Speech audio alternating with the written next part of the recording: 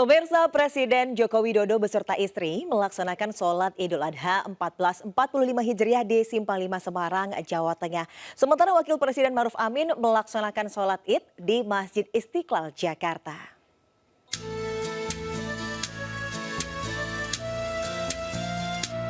Presiden Joko Widodo bersama Ibu Negara Iriana melaksanakan sholat Idul Adha 1445 Hijriah di halaman Masjid Baitur Rahman, kawasan Simpang 5 Semarang, Jawa Tengah. Presiden Jokowi dan rombongan tiba di lokasi sekitar pukul 6 pagi. Sementara sholat Id dimulai pada pukul setengah 7 pagi. Pelaksanaan sholat Id berlangsung hikmat diikuti ribuan warga Semarang.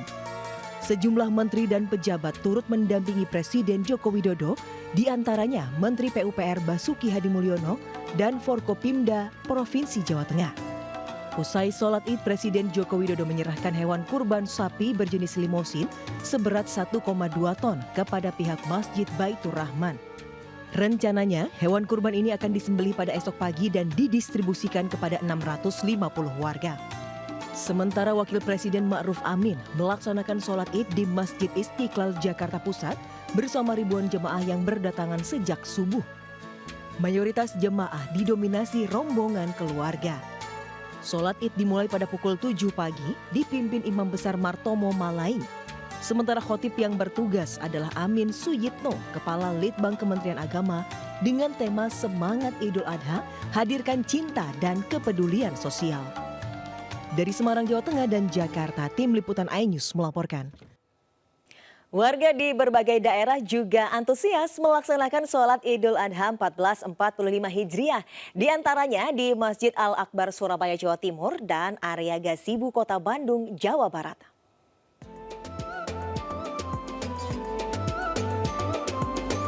Seperti inilah suasana sholat Idul Adha 1445 Hijriah yang digelar di Masjid Al-Akbar Surabaya.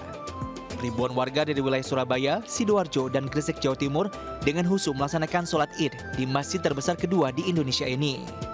Dalam Hari Raya Idul Adha kali ini, Imam khutbah berpesan kepada para jemaah soal pentingnya berkurban bagi yang mampu. Berkurban mempunyai nilai dan pelajaran bahwa berkurban di jalan Allah melebihi sesuatu yang ada di dunia, termasuk orang yang dicintai. Seperti kisah Nabi Ibrahim yang rela mengorbankan anaknya Ismail, namun Allah menggantinya dengan hewan kurban. Memilih sholat Idul Adha di Masjid Al-Akbar ini? Ya, karena masjidnya besar, bagus lah untuk sama keluarga itu lebih bagus juga, untuk foto-foto juga bagus. Ini dari mana ini? Dari Sidoarjo. Dari Sidoarjo, jauh-jauh dari Sidoarjo ya? Memilih sholat di sini ya?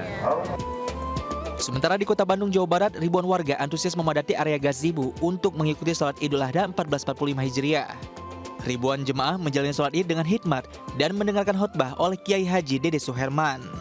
Pada Idul Adha kali ini, Pemprov Jabar menyerahkan hewan kurban sebanyak 17 ekor sapi dan 23 ekor domba. Dari Surabaya, Jawa Timur dan Bandung, Jawa Barat, Tim Liputan iNews melaporkan. Presiden Joko Widodo dan Wakil Presiden Maruf Amin menyerahkan sapi kurban ke pihak Masjid Istiqlal, Jakarta.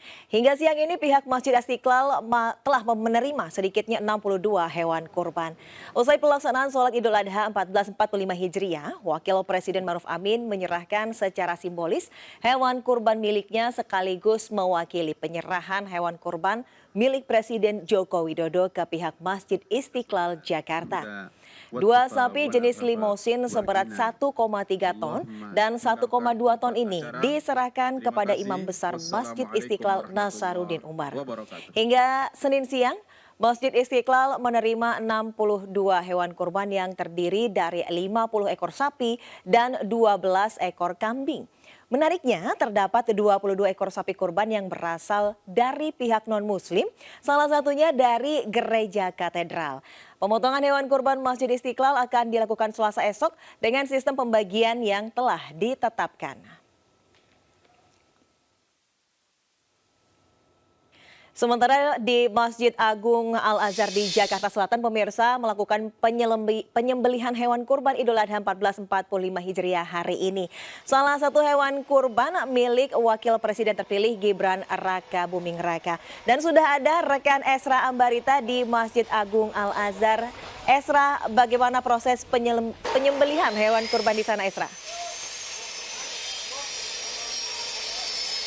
Ya, Desvita dan juga pemirsa, saat ini saya menggambarkan langsung dari masjid atau di dekat masjid dari Agung Al-Azhar Jakarta Selatan bahwa betul pada hari ini akan dilakukan penyembelihan kurban, yakni informasi yang kami dapatkan akan ada sebanyak 29 ekor kambing, kemudian juga sebanyak 10 ekor sapi yang juga akan disembelih pada hari ini. Informasi yang kami dapatkan juga bahwa salah satu kurban yang akan disembelih yakni milik dari Wakil Presiden terpilih 2024-2029, yakni dari Gibran Rakabuming Raka yang rencananya sebentar lagi akan disembelih karena tadi sudah dilakukan pemanggilan atas nama Gibran Rakabuming Raka ini melalui perwakilannya yang juga sudah diberikan tadi ataupun untuk sapinya ini pada hari Sabtu kemarin. Nantinya untuk sistem pendistribusian ini akan menggunakan sistem DO ataupun drop out yang mana untuk penyasarannya adalah masyarakat yang ada di sekitar kawasan Masjid Agung Al-Azhar, kemudian juga dengan masyarakat yang ada di Jabodetabek, dan penyembelihan akan berlangsung selama 2 hari ini dan hari esok. Kemudian juga untuk maksimal dari bungkusan yang akan diberikan kepada masyarakat yakni ada sebanyak 100 bungkus. Sekali lagi ini diberlangsungkan selama 2 hari. Untuk diketahui juga pemirsa bahwa sholat Idul Adha pada hari ini tidak diberlangsungkan di Masjid Agung Al-Azhar, namun dilakukan pada hari Minggu kemarin. Demikian, kembali ke Anda, Desvita. Baik, terima kasih Esra Ambarita yang melaporkan langsung dari Masjid Agung Al-Azhar Jakarta, dan selamat bertugas kembali Esra. Pemirsa, usai wukuf di Arafah, seluruh jemaah calon haji melanjutkan rangkaian prosesi melempar jumroh di Jamarat Makkah, Arab Saudi. Lempar jumroh dilakukan selama menetap 2 hingga 3 hari di kawasan Mina.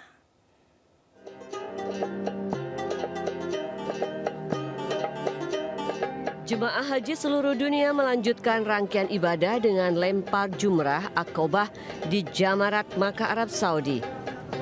Lempar jumrah ini dilakukan selama menetap 2 hingga 3 hari di Mina dan merupakan syarat yang wajib dilakukan pada ibadah haji. Untuk keamanan, keselamatan, kenyamanan, dan ketertiban dalam melempar jumrah, pemerintah Arab Saudi juga sudah mengatur waktu melontar bagi jemaah haji dari setiap negara. Jemaah pun diminta mengikuti setiap ketentuan dan menghindari waktu-waktu larangan agar dapat menjalankan prosesi ini dengan lancar dan aman. Lempar jumrah sendiri dilakukan 3 kali, yakni jumrah ula, Mustafa, dan Aqabah. Setelah melempar ketiga jumrah, jemaah kembali ke tempat tinggal mereka dan menginap di Mina sebagai nahar pertama. Lalu setelah zuhur pada hari kedua tasyrik, jemaah harus melempar jumrah sebanyak 21 kali, sama seperti sebelumnya. Setelah itu jemaah bisa memilih tinggal di Mina atau kembali ke Makkah. Tim Liputan iNews melaporkan. Jemaah calon haji yang akan melakukan lempar jumroh akan mabit atau diinapkan di kawasan Mina, Arab Saudi. Pada fase ini jemaah akan menghadapi kondisi jauh lebih berat dibanding di Arafah dan Musdalifah.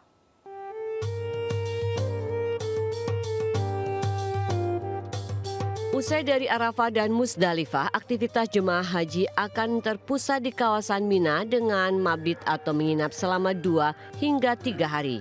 Di sini jemaah melakukan ibadah melontar jumrah Aqabah pada 10 Zulhijjah, dilanjutkan jumrah ula, Mustafa, dan Aqabah pada hari-hari tasyrik. Memasuki fase Mina, kondisi akan jauh lebih berat dibanding di Arafah dan Musdalifah. Sebab jemaah akan tinggal lebih lama di tenda dan harus melakukan aktivitas lontar jumrah dan secara fikih tidak bisa digantikan. Petugas haji pun diminta siaga membantu para jemaah. Namun bagi jemaah yang secara fisik tidak memungkinkan, maka petugas haji akan membantu untuk melakukan lontar jumrahnya. Dari Makkah, Arab Saudi, Sud Nur Fadli, iNews melaporkan. Sementara polisi kembali menangkap 6 tersangka kasus main hakim sendiri yang berujung tewasnya bos rental mobil asal Jakarta di Kabupaten Pati, Jawa Tengah. Total sudah ada 10 orang tersangka dalam pengeroyokan sadis tersebut.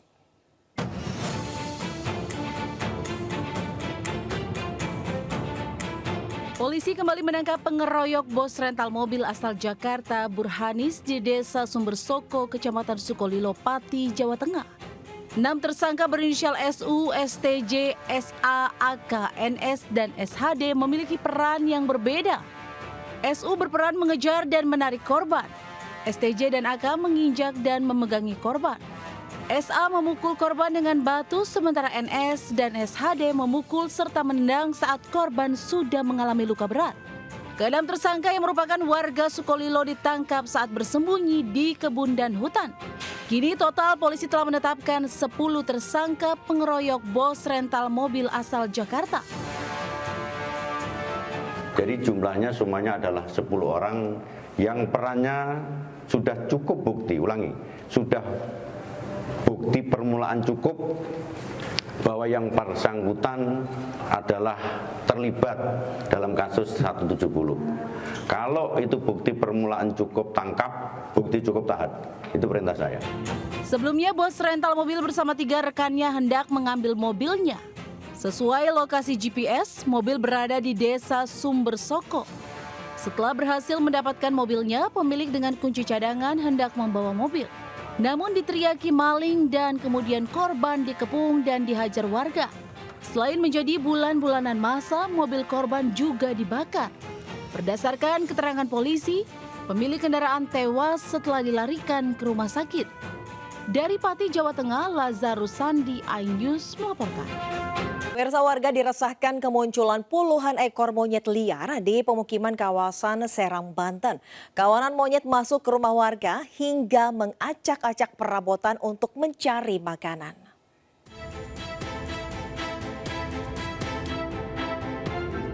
Kawanan monyet ekor panjang yang berjumlah puluhan terlihat memasuki permukiman di lingkungan Kaman Pasir, Kecamatan Keramat Watu, Kabupaten Serang. Bahkan beberapa ekor monyet ada yang masuk ke rumah hingga mengacak-acak perabotan untuk mencari makanan. Kemunculan puluhan monyet ini sudah terjadi sejak minggu yang lalu. Bahkan terkadang monyet juga mengganggu dan menyerang warga. Petugas damkar yang datang ke lokasi pun kesulitan karena keterbatasan peralatan, sehingga petugas hanya melakukan pengusiran monyet agar tidak ada korban. Kalau hutan besar sih nggak ada. Ya mungkin pemakaman sekitar sini aja. Pohon-pohon ya? Iya, pohon-pohon besar, cuma nggak banyak sih. Warga takut nggak sih, Pak? Ya yang jelas takut, resah. Resahnya yang anak-anak kecil kan banyak di sini. Sampai masuk rumah gitu kan pasti takut. Meski belum ada warga yang terluka, puluhan monyet ini membuat warga resah dan khawatir melukai anak-anak. Dari Serang, Banten, Maesa Apriandi, iNews melaporkan. Gunung api Lewotobi laki-laki kembali erupsi dengan kolom abu 1000 meter disertai gemuruh dan getaran yang cukup kuat. Gunung api Lewotobi laki-laki kembali erupsi dengan tinggi kolom abu hingga 1000 meter di atas permukaan laut dan condong ke arah barat daya dan barat. Menurut warga, erupsi kali ini sangat besar karena disertai gemuruh dan getaran yang cukup kuat. Bahkan warga berlarian keluar rumah untuk menyelamatkan diri. Status Gunung Lewotobi laki-laki saat ini berada di level 3 siaga.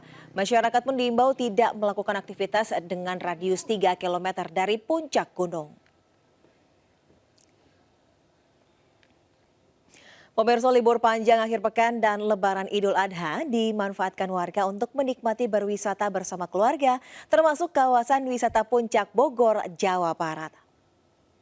Dan informasi ini sekaligus mengakhiri Lintasan siang hari ini. Saya Desvita Bionda undur diri. Terima kasih, sampai jumpa. Wassalamualaikum warahmatullahi wabarakatuh.